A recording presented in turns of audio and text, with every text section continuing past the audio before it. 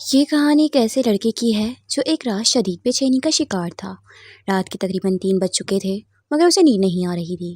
کروٹیں بدلتے بدلتے وہ تھک گیا تو آخر کار اس نے فیصلہ کیا کہ اپنی بڑی بہن کے کمرے میں جا کر اس سے کچھ بات کرے تاکہ دل ہلکا ہو جائے۔ وہ آہستہ آہستہ اس کے کمرے میں داخل ہوا جہاں ہلکی سی روشنی چل رہی تھی، مگر جب اس نے غور سے دیکھا تو اس کی بڑی بہن وہاں موجود نہیں تھی۔ یہ دیکھ کر وہ چونک گیا اور اس کے دل میں سوالات اٹھنے لگے۔ کیا آخر وہ اتنی رات گئے؟ اٹھنے لگے کیا آخر وہ اتنی رات گئی کہاں جا سکتی ہے؟ پریشانی کے عالم میں وہ کمرے سے باہر نکلا اور صحن کی طرف آیا۔ رات کا سناٹا ہر طرف پھیلا ہوا تھا۔ اسی دوران اسے ہلکی ہلکی سرگوشیوں کی آواز سنائی دی جو صحن کے کونے سے آ رہی تھی۔ وہ آہستہ آہستہ اس سمیت بڑھا اور غور سے سننے لگا۔ آوازیں مدھم تھی مگر اتنا اندازہ ضرور ہو رہا تھا کہ کوئی بات چیت ہو رہی ہے۔ اس کا دل تیزی سے دھڑکنے لگا اور اس کے ذہن میں مختلف خدشات پیدا ہونے لگے۔ جب اس نے مزید دھیان سے سنا تو اسے محسوس ہوا کہ یہ آواز اس کی اپنی بہن کی ہے جو کسی سے دھیمی آواز میں بات کر رہی ہے۔ یہ سن کر وہ شدید حیرت اور غصے میں آ گیا۔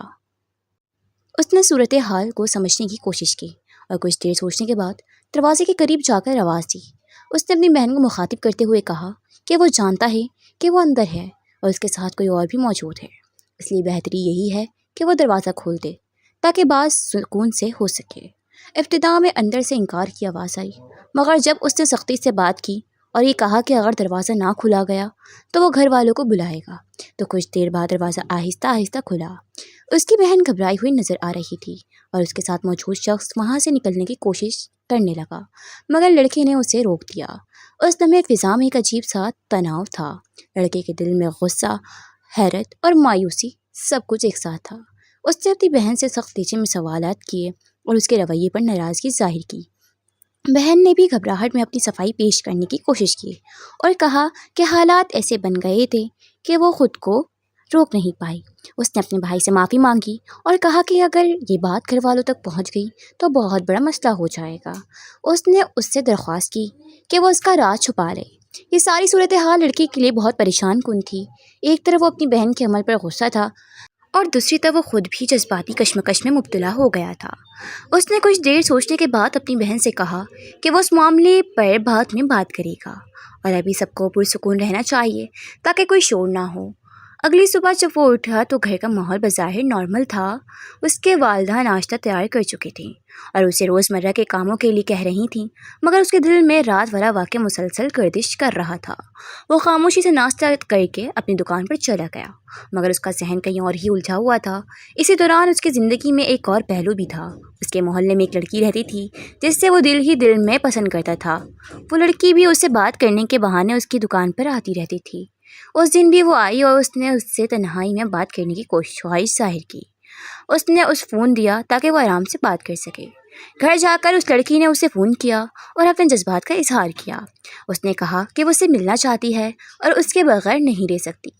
لڑکے نے بھی اپنے دل کی بات بتائی مگر ساتھ ہی اس نے یہ بھی کہا کہ گاؤں کے ماحول میں اس طرح ملنا آسان نہیں ہے کیونکہ لوگ باتیں بناتے ہیں۔ اس پر لڑکی نے ایک ترکیب بتائی کہ اس کے گھر کے پیچھے کھیت ہے جہاں وہ آرام سے مل سکتے ہیں اور کسی کو خبر بھی نہیں ہوگی۔ لڑکا اس بات پر سوچ میں پڑ گیا۔ ایک طرف اس کا دل چاہتا تھا کہ وہ اس سے ملے کیونکہ وہ واقعی اسے پسند کرتا تھا مگر دوسری طرف اسے خوف بھی تھا کہ اگر وہ پکڑا گیا تو بہت بڑا مسئلہ ہو سکتا ہے۔ اسی کشمکش میں اس نے وقتی طور پر اس بات کو ٹال دیا اور کہا کہ وہ بعد میں فیصلہ کرے گا۔ ادھر گھر میں اس کی بڑی بہن بھی اس سے دوبارہ بات کرنے کا انتظار کر رہی تھی۔ جب اس سے موقع ملا تو اس نے اپنے بھائی سے کہا کہ وہ ایک شخص کو پسند کرتی ہے اور اس سے شادی کرنا چاہتی ہے مگر گھر والے اس بات کو قبول نہیں کریں گے۔ اس نے اپنے بھائی سے درخواست کی کہ وہ اس کی مدد کرے اور کس طرح والدین کو راضی کرے۔ لڑکا ایک بار پھر مشکل میں پڑ گیا۔ ایک طرف اس کی بہن کی خواہش تھی اور دوسری طرف گھر کی عزت اور روایات۔ اس نے بہن کو سمجھانے کی کوشش کی مگر وہ اپنے فیصلے پر قائم رہی۔ آخرکار اس نے کہا کہ وہ کوشش کرے گا مگر اس وقت چاہیے۔ وقت گزرتا گیا اور لڑکے کی الجھنیں بڑھتی گئیں۔ ایک طرف اس کے اپنے جذبات تھے، دوسری طرف گھر کے مسائل اور تیسری طرف معاشرے کا دباؤ۔ وہ ہر طرف سے الجھا ہوا تھا۔ وہ اسے سمجھ نہیں آ رہا تھا کہ کیا صحیح ہے اور کیا غلط۔ شام ہوتے ہی وہ دوبارہ اپنی دکان سے نکلا اور اس جگہ کا جائزہ لینے گیا جہاں لڑکی نے ملنے کا کہا تھا۔ اس نے دیکھا واقعی وہ جگہ کافی سنسان اور محفوظ تھی۔ وہ واپس آیا مگر اس کے دل میں بے چینی اور بڑھ گئی تھی۔ رات کو جب سب لوگ سو گئے تھے تو اپنے کمرے میں لیٹا گھڑی کی سوئیاں کو دیکھتا رہا۔ اسے انتظار تھا کہ کیا ہونے والا ہے اور اسے کیا فیصلہ کرنا چاہیے۔ اس کی زندگی کیسے موڑ بڑھا چکی تھی جہاں ہر قدم سوچ سمجھ کر اٹھانا ضروری تھا۔ آخرکار اس نے محسوس کیا کہ اسے اپنے جذبات پر قابو پانا ہوگا اور ایسے فیصلے کرنے ہوں گے جو نہ صرف اسے کے لیے بلکہ اس کے خاندان کے لیے بھی بہتر ہوں۔